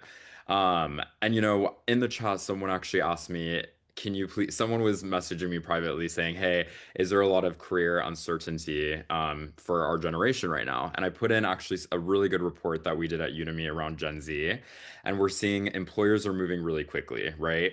The report says that 85% of employers plan on prioritizing upskilling their workforce in AI, which is a huge number. And then another thing in this report I wanted to say is that almost 90% of employees agree that leadership plays a critical role in how successful AI gets adopted. So we also have to talk about the other side of how open are all these companies. Adapting to AI and wanting to onboard it as well. So I completely agree with Deja. The gap is real. Academia is focused on avoiding, misuse, and I think organizations are really focused on unlocking capability. I'll add a quick nugget. From my perspective, when people request AI use in the workplace, they don't always know what they're even requesting. So some folks, they are all right with you using AI to draft emails, or maybe they just want you to be knowledgeable about different AI tools and then choose the right ones to move into the workflow. Maybe it's just like they need help integrating AI note takers into the company, and then they want you to be the go-to person to understand which note taker is the best one for the company. So I think there's a gap in the employer side as well, because they don't always specify the type of AI, how AI literate they want employees to be. Some of them just want you to know how to prompt to get the best result. So like they just have to be more clear about the literacy that they want young professionals or any of their professionals in their building to be. So I think that's another gap. Yeah, one thing that's coming up for me is, as we're talking about skills here, the skills-based economy and infrastructure, as young people are entering entry-level jobs first few years within the career, I'm wondering how students can future-proof their skill sets. That's a So really yeah, go ahead. Oh, Yeah, go ahead, no, Ryan. no, sorry. That was Yeah. such a good question. I think to answer that question, use AI to your advantage. We know that AI makes things more competitive, but like use AI to make you stand out. And what I mean by that is that the people who stand out are the ones who are using AI as really a force multiplier and not just like an automation tool. So a few things that I see really working well for, a lot of my friends, and just like kind of a sad story is that, you're seeing so many people graduating and really struggling. And I think what's really important is one thing that's just inspired me here is just having grace as a 16-year-old is just so immaculate, right?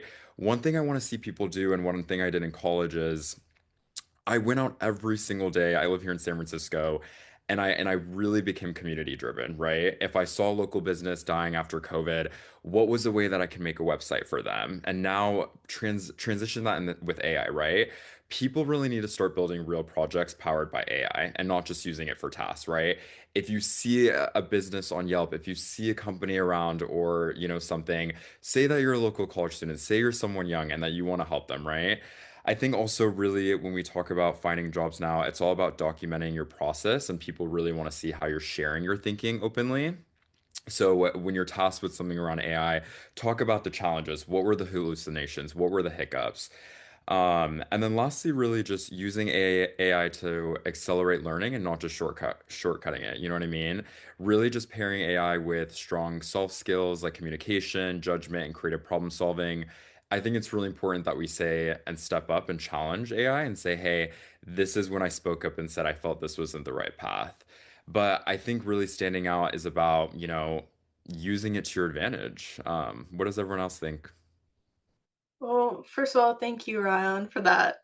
Um, a recent study that I just found from the U.S. Chamber of Commerce said that 84% of people going into the workforce right now, hiring managers think that they're not ready, which is, I think, very interesting with all the new advancements that you were talking about, that they have not only made some people advance, but the greater good go down.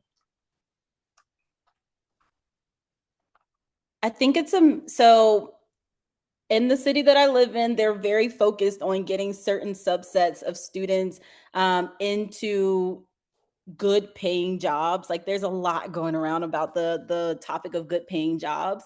But like Grace mentioned, a lot of the employers are saying that they're not prepared with human skills. So I think there's a need for both. There's a need for you to understand that you can advance your career or move a little bit faster by creating your own opportunities, by leveraging AI, like you mentioned, but also by just working on those human skills. So, do you show up to work on time? Can you be accountable? Can you think past the instructions that you've been given?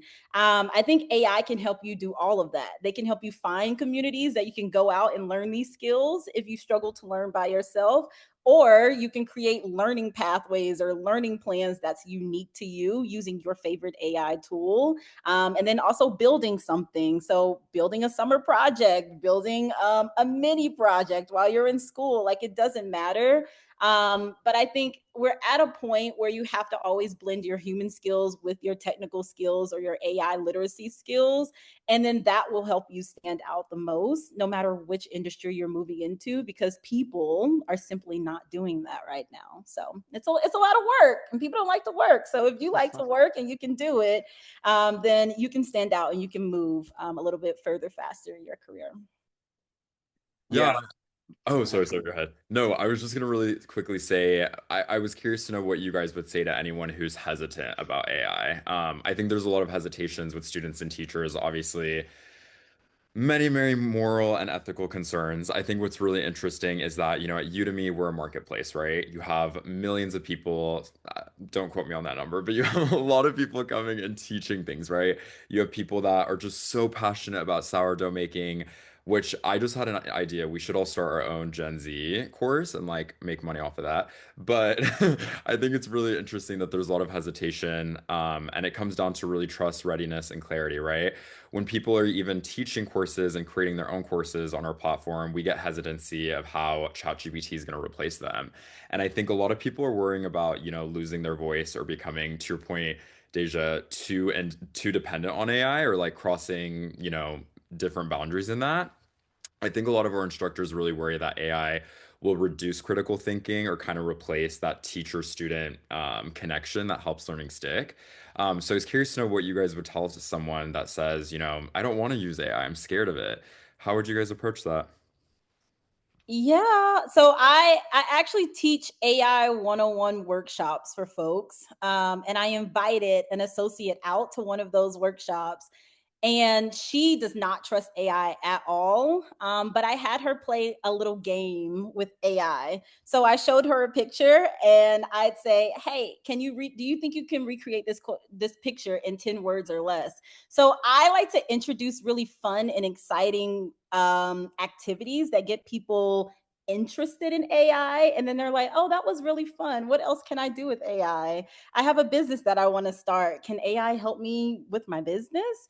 That same person, we had her put together a marketing blurb and then a prototype for the thing she wanted in her business. So I like to relate it to what people are motivated by. If it's starting a business, if it's saving time when you're teaching a class, okay, let me show you how to do a curriculum really quick. Let me show you how to put together a knowledge check for your students.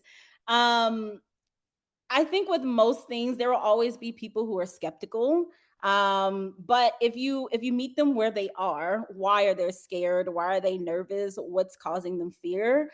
I think we're a long way away from AI replacing people. We just had a conversation a couple minutes ago that people are not AI literate. So there will still need to be a human in the mix, especially in this foundational period where people are not using AI to its full potential. So I just like to meet people where they are. So that's how I answer that. Yeah, Grace, I'd love to hear your perspective as we kind of, I mean, Deja mentioned previously about the pathways, right? And so love to hear some of the testimonials or people that some of the students that have gone through Pathly, some of the ways that they've built this skills-based career and this understanding this pathway, understanding, hey, I need to develop this skill, scaffold this on this skill, learn this skill, and how that transitions to the workplace. So would love to hear any testimonials of people who've gone through Pathly. Absolutely. We actually have a student advisor who has given me a few really good testimonials. She has gone through a lot in her life, and she has very high ambitions. She wants to be a lawyer, and she wants to go to Harvard, and she's insanely smart. And she told me how much Pathly has been able to guide her on her pathway. No matter the circumstances around it, Pathly has been able to connect her with courses. She recently told me the other day that she connected with a course from Berkeley that has been helping her onto her path to becoming a lawyer and achieving these dreams. I have Yeah, one that's note. amazing. Yeah. One note to add. I saw someone in the chat saying that students are sick of AI too, and they're rejecting it. I think the way that AI has been introduced is in a chat box. And I think that is what people are becoming annoyed with or tired of. But there's so many tools that exist, like I mentioned Gamma, where it's walking you through building a PowerPoint. So I think people are just sick of the way that it's being presented. But there are a ton of tools that don't keep you in a chat box, that help you unlock the things that you're looking to build or experience. So that could also be a note.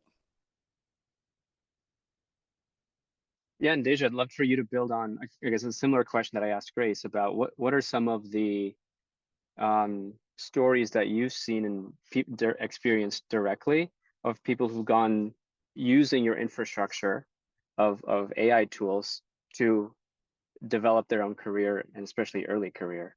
Yeah. So what I like to do is I like to pop into classrooms as guest speaking. And then on the last panel, someone mentioned like going into schools and substituting. I do that all the time. I'm like, this is a great way to test things out.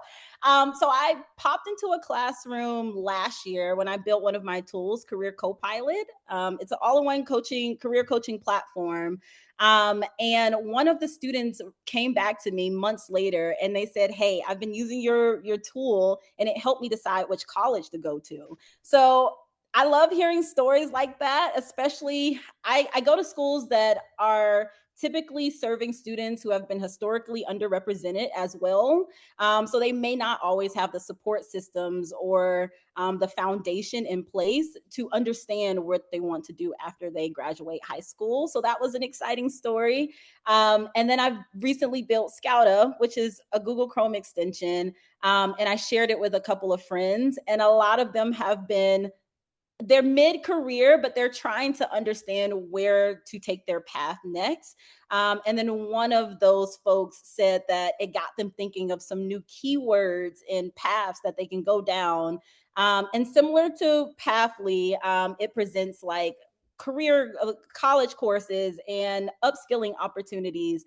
So they were able to take that and run with it too. So that's what I'm seeing from my side. A lot of the tools that I built, it's all about discovery, and eliminating excuses. I want people to understand that there are resources that exist. You just have to become more aware and get exposed to what's out there for you.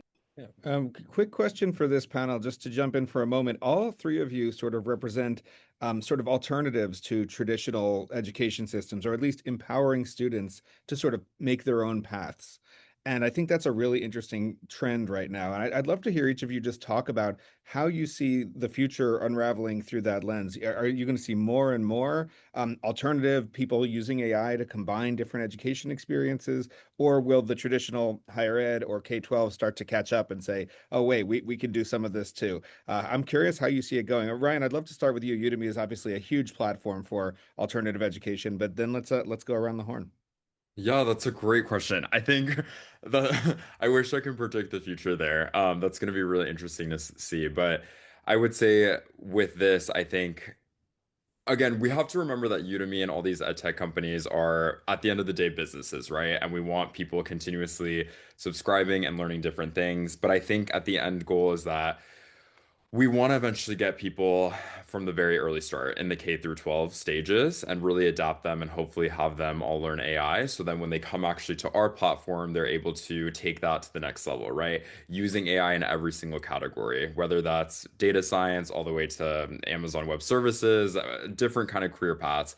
But I would also say too, when we think about the question around, infrastructure, one thing that's very unique is making sure that the products actually have an immersive experience. And one thing that we did at Udemy is we've incorporated so many different products, such as our in-course labs where people can actually code with the instructor. We have things like our AI assistant, right, where people don't necessarily need to go to the instructor anymore.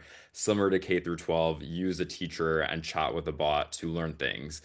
And then the last thing that's really exciting is we have really cool certifications, right? We know that the traditional degree is not working anymore as it used to, and hopefully it never dies. But we know that people use certifications, whether it's getting certified in project management or any technical skills, to kind of help booster themselves as well. So I don't know, there's many ideas here, but I want to hear Deja and Grace as well. I can speak from the perspective of the area that I'm in, and they're leaning heavily on skill-based learning, and they're starting to look at capturing time outside of school. So what are the activities that you're doing outside of school that will lead you to getting those certifications, even if you didn't get them in a traditional classroom? And then how are we bringing in employers? Because that's a big piece too. The employers have to recognize the certifications, especially if they're not an industry standard certification. So it's like, from my perspective, it seems like there's a lot of experimentation going on. And then I've also gone to some education conferences, and there was another high school that was doing something very similar. They built their own portal, and then within their own city, they were checking off what skills students were learning in the classroom and then piecing it together to be an employer recognized certification. So I'm starting to see that stuff like that is happening, but it's not something that's standard across the United States or globally.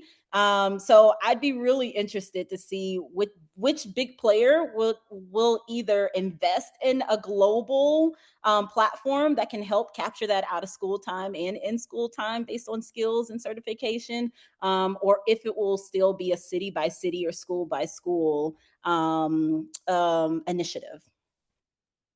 I can say my school's a little bit different because it is completely virtual. And even at my completely virtual school, they're still very hesitant to use any new products or any AI.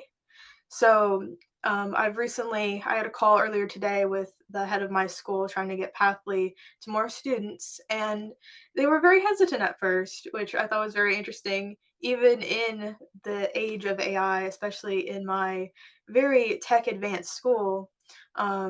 Just the amount of unreadiness for the workforce and the effect that it's having on counselors. On average, only a student only gets 38 minutes with a counselor per year, and that's horrible for the counselors and the students, because we know the counselors want to help and the students need the help, but what can we do to bridge that gap? And the AI advancements is what we're really trying to use with Pathly to fix these issues for students. That just reminds me, I remember when I was in high school trying to get time in with my counselor to like get me in my AP classes, get me in everything. No, that's great sentiment. I also think too, Deja, really talking about the equation, right? I love that you mentioned the foundation around getting the companies on board. Many of us here probably know what Coursera, Udemy, all these big brands are. You see, for example, Google partnering with all these. You see major technical big tech companies partnering. And someone in the chat kind of talked about big tech and what is their role in ed tech, right? I think what's really important is making sure that they're building foundations within their own system and orgs and promoting more early career programs. First of all, I'm such a huge supporter in that.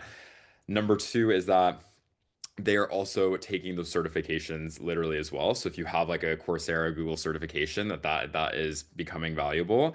But the last thing really with big tech companies coming and playing a role is we need to partner more with them more than ever, because it's not just going to be AI and tech. It's going to be AI in healthcare. It's going to be AI in restaurant businesses.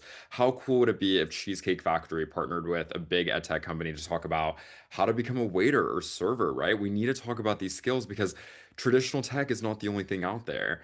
And the last thing I'll say as well is that these big AI companies, we always have to remember around bias, right? They're going to push their agenda, whether it's Google and Gemini, OpenAI and ChatGPT. We have to remember too, there are so many platforms out there. And I encourage everyone here, there's so many cool Gen Z newsletters that I'll actually share with everyone later, but stay up to date and continuously kind of enforce and learn about what's being developed and what's new. Deja, you kind of touched upon such a cool new AI tool that I didn't know about, but I agree that these big tech companies need to partner more with EdTech, and hopefully we'll have. I don't even know if it's Congress legislation. I don't even know what's going to happen with the policy, but hopefully we'll have good business development people to really push and build those partnerships in the future. Yeah, a lot of the conversation so far has been around the consumer side or the student side, the early career side. Would love to hear maybe from Deja, and then we can go around as well as how you relate to it. What things would need to be addressed that you're seeing that you would love to see if you could talk to, hey, this employer, what things would need to be addressed from their side so that the work that students and early career professionals are entering into is more conducive to actually building this portfolio of work. And so would love to hear your perspective on what workforce and employers can actually do to make use of this changing landscape. Yeah, I think they need to be more open about how their businesses run. Like they're expecting students and career coaches and counselors and colleges to understand how they operate business, but they have to go back into the community, maybe bring some back, bringing like CSR work back, or corporate social responsibility, where you go out into the community, maybe bring a little bit of that back so that we can understand how they operate, how they use technology. I'm in a city that's very traditional, so it's a lot of oil and gas and manufacturing, and they care about IP. So maybe we won't get the nitty gritty of how they operate their business, but an overview of understanding what do the students coming in need to understand. I do think a lot of it is just career development. Like Rayan mentioned, like there's not enough career development and early career development so that students walking in understand what a workplace is like, what kind of core skills you need, no matter what workplace you're going into. Like all of that still matters in the age of AI. When I was coming through the ranks, I didn't really get trained. I learned a lot on the job. But it's seeming like a lot of students feel like they're underwater and they don't understand the workplace at all. So I think now more than ever, it needs to be that foundation that's laid. And then you layer on technology and AI and tools and all of the things that we're talking about. This entire generation is built on resilience, right? I think truly, if employers can adapt at the same pace as we do, things are going to be so much better. The Future Jobs Reports of 2025 found that there's a net projection of 78 million global jobs by 2030. And again, we keep talking about how Gen Z is adapting quickly, like we always do, because it's just great to see. But I think a couple of things on the employer sides of what they need to do. One, we talked about the fundamental around shifting hiring practices. Again, we talked about this idea that skills are the next currency, right? Your degree may not hold value anymore, and that may not be the only thing that gets you to the top. So we really need to talk about this idea that maybe more companies need to drop degree requirements, not in all forms, but I think maybe expanding more of the skills first opportunities. One of my favorite initiatives is I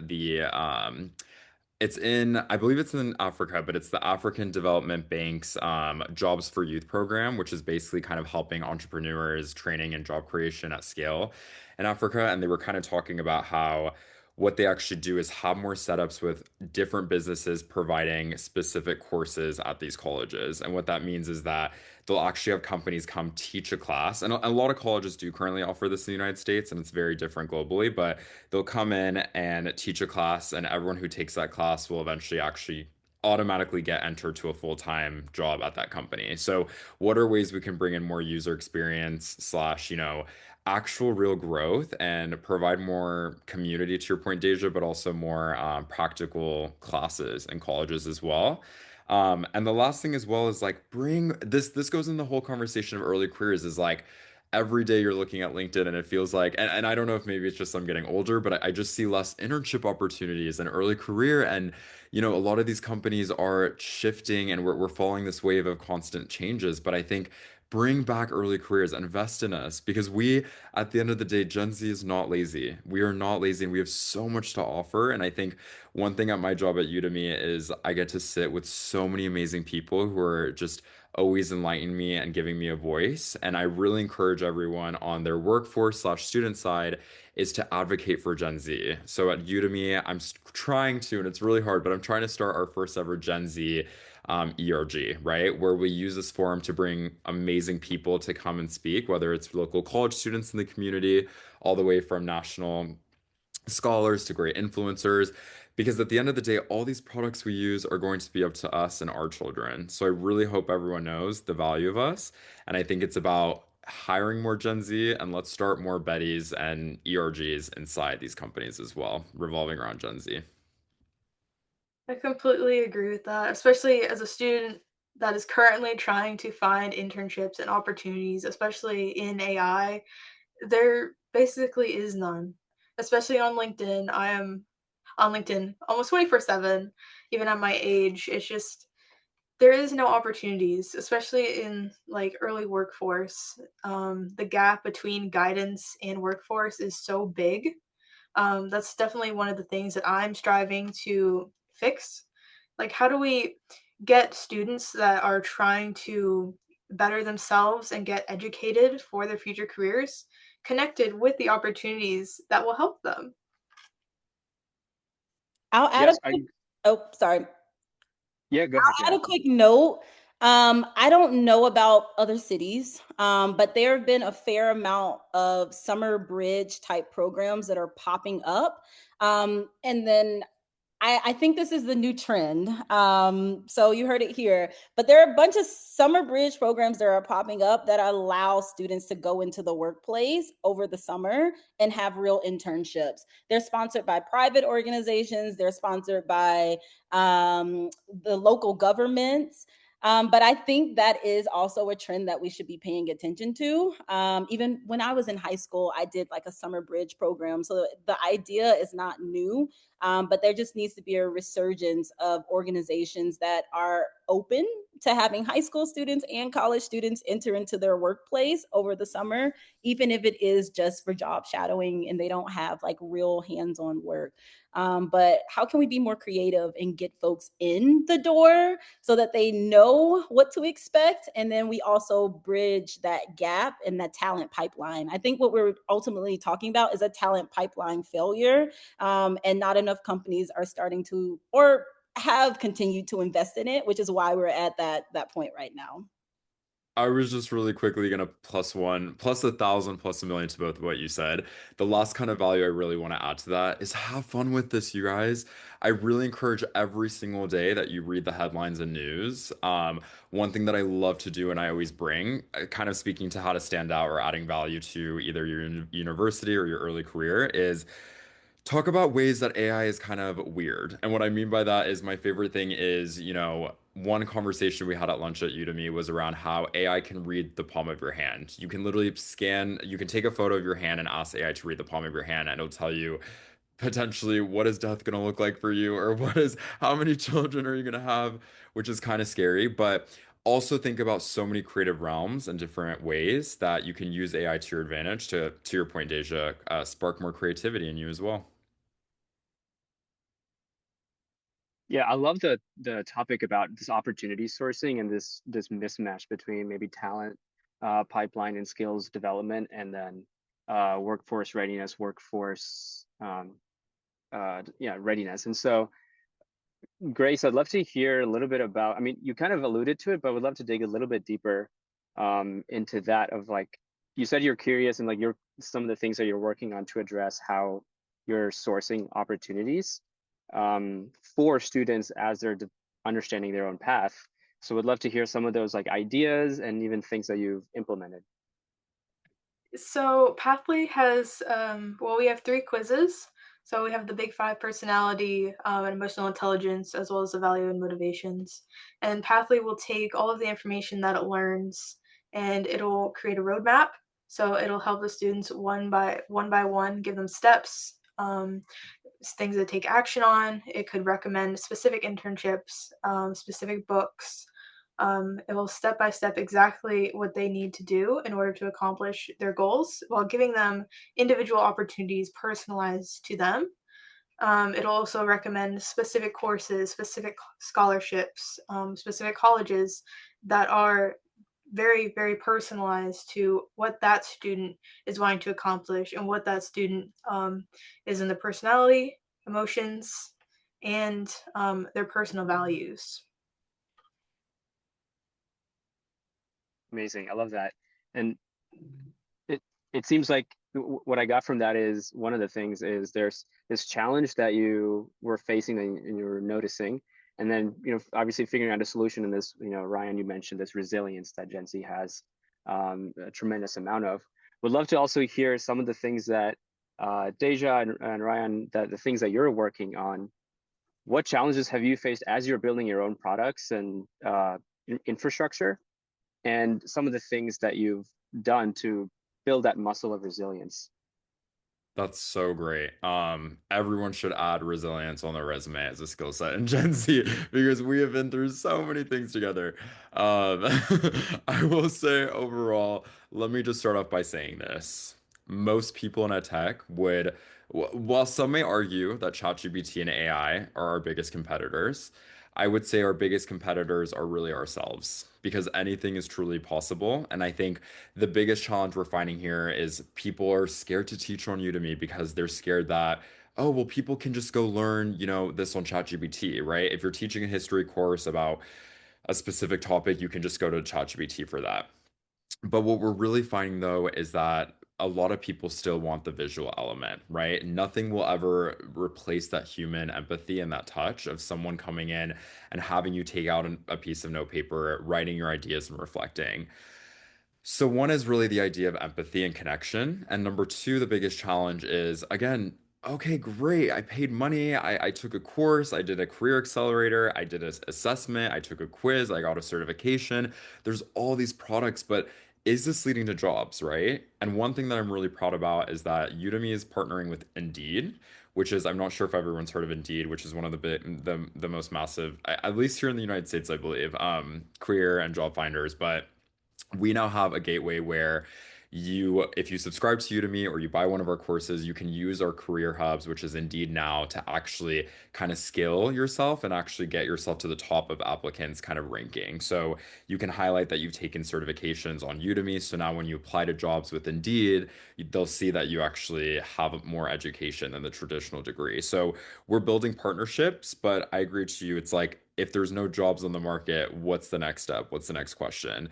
And the last challenge I would say overall, to the point of like our biggest competitor ourselves, is that we can't lose momentum because just like everyone that came before us, we have to remember during the dot-com era, right? When the dot-coms were coming out and people were worried that websites would take over jobs, they had to adapt to that. And I think it's so important that we know that this is now a part of us. It's engraved in our hearts. AI is here to stay. And we have to remember, let's use it to our advantage and let's be powerful about it. So that's what resilience is about for me. Lovely. And for me, I'll come at it from 2 points because I've used a team to build products, and I've built products with my own with my own knowledge and some AI vibe coding. I'm not afraid to say that AI vibe coding is a great foundation, especially if you understand how to code and how to put things together so that you create a well-functioning platform or tool. The biggest challenge for me, it's usually the user flow. So I'm building a product for students. I've learned with working with students in a chat bot like ChatGPT that they don't like complication. And I know Walker had a question for me about how tools will start to combine because there's so many right now. What I'm seeing is that people don't like to be overcomplication. So there are a ton of tools that exist because they solve one specific problem. And the tools that I built solve very clear problems. My career Google Chrome extension, it solves the problem of being stuck. Like, I know I want to work in a job, or I know that I'm interested in XYZ. I'm stuck. I don't know where to start. So when you use the tool, it will give you a quick career snapshot that you can use to further explore via the internet or via a career coach or a career counselor. And it tells you exactly the type of people you should be following online, the type of colleges you could be looking at, the type of job titles that you could have based on your interests or what you're exploring. So I think that is how I approach all of my tools as I build. And I go out into the market. I go to high schools. I go to small nonprofits and summer programs and all of these organizations that have a horde of students already. And then I equip them with that technology. So as I build, I think the biggest challenge is making sure that I help the students and the teachers and people that I'm working with understand that AI goes beyond a chat bot and that you can use it to help propel wherever you want to go. And another note, when people think about AI as competition, I also think people overestimate how much people are willing to learn on their own. So I don't think that the AI will take the teachers' jobs because we just said that the students are using it like a search tool, and it can do way more than that. So the teacher is there to help them, guide them, and teach them AI literacy, or this is how you do XYZ. I think if you go into the classrooms, you'll understand how students are learning, how quickly they're grasping things. And like I said, I think we are overestimating how quickly we think students are learning and grasping things. So you have to be in the classroom. You have to be connected to your target audience when you're building these AI tools. So I built for the young professional, and the young professionals are overwhelmed. So anything that you create and dwindle it down and take it step by step, it'll help them more than you think. So that is what I leave with. Yeah, I appreciate everyone's perspective there. As we start wrapping up here, we'd love to kind of go rapid fire for a quick question as we end on a high note about what are you most excited about with AI over the next few years in relation to the early career workforce space? So just a few words, couple of sentences about what you're most excited about in that space. We'll start off with Rayan and then go to Grace and then finish out with Deja. So much pressure. What am I most excited about? I am most excited about, really quickly at our company, we're growing really globally, right? And we have a huge foundation in Japan. And I remember one of the companies there, I don't remember the name, but they were, using our platform to learn AI to make money. And that is really important as things are becoming so expensive. More than ever, we are learning these skills not only to get us those jobs, whether you're a corporate baddie or whatever you're going to be, but now let's use AI to our power and make money. And there's so many ways now as students and early career folks that we can have those side hustles. Because at the end of the day, just like all these founders here, which I'm so jealous, we want to become our own bosses, right? We want to become our own, our own influencers. So I really hope people know that AI is a tool and this is new. And now what you're going to do hopefully is learn from this, that you're going to go into your local community and go to that business that you love, whether it's your favorite Thai spot, your favorite Persian restaurant, and you're going to say, "Hey, you guys need AI." And now I know how to use AI because I've used all these people's cool tools. I can help you guys build your website. I can help you guys market. I can help you sell your next menus. So let's remember that AI is going to help us in the long run. And lastly, let's never stop learning. Let's continuously, we're learning about cognitive decline and stuff. So let's use AI every day to our advantage. And I hope every day you ask AI, what is one fact I can learn today, and share with someone else. Thanks, Ryan. Yeah, Grace, go ahead. Those are amazing points. I am most excited about what the future looks like for future students. I truly believe that the AI advancements are going to change the future dramatically. Um, One thing my father says all the time, he's in his 40s and he doesn't like what he does. He's a graphic designer and he was pushed into this career path by people around him, and it's just not what he wanted to do. That's just one of the big things that I hope changes in the near future. That people, when they get into their 40s, they're happy with what they're doing. Even now, um, in students in their 20s are still like, oh, I wish I chose a different pathway, even when they're so young. Um, my father now, he has really found his purpose working with me and on Pathly. So together, we really want to revolutionize the way that students are gaining their pathways and really make sure that it is personalized to them. Love it. Deja, close us out. Yes, I'm with Grace. We have so much in common, Grace. Um, as as I was trying to figure out what to do in my career, I would have a lot of conversations with professionals, and they would say, I fell into this career path. And the older I got, I was like, how can we choose our paths and not fall into a path? Like, I don't like the sound of that. So now I preach something. I say that everyone should have the opportunity to align their profession, their purpose, and their passion. So that is what I hope that we lead, that we use AI for. How can we leverage that to get to a place where we are combining our profession, our purpose, and our passion? So I'll leave you with that. Amazing. So many amazing topics and conversations that we just are started here. So everyone who's listening live or the recording, please continue these conversations. Share that with your students, teachers, workforce development, your communities, local and virtually. So this is just the beginning. And so thank you so much for attending. Alex, is there anything that you'd like to finish us off with? No, I think it's been a great conversation. I feel like, I'm walking away really inspired by all of your work and just inspired by the vision of, being resilient, being resourceful, not expecting either the employers or the institutions to necessarily get their act fast enough together to support. I think that's, everybody's trying, but I think, we all have to keep moving the ball because it's a really tricky time. And I love the enthusiasm and excitement coming from this group. I just encourage everybody to follow EdTech Insiders, of course, and we will send out the recording from this entire session, as well as some AI summaries, as well as some resources. Rayan mentioned some resources he wanted to share, and we will collect resources. If you haven't checked out all the websites and companies from each of these amazing founders, you definitely should. They're doing really interesting work. We're already seeing, job people offering you guys jobs in the chat, which is pretty exciting. It goes to show, doing work, doing things you're passionate about is very contagious. People want to work with people who are really jumping in and doing amazing things. So I just wanted to thank everybody for being here, including Sai and Walker for being amazing moderators.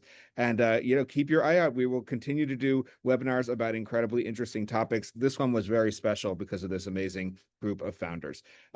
Thank you, everybody. Sai and Walker, any last words for our amazing audience today? Thank you so much for joining. Really appreciate sharing the stage, but really letting them shine.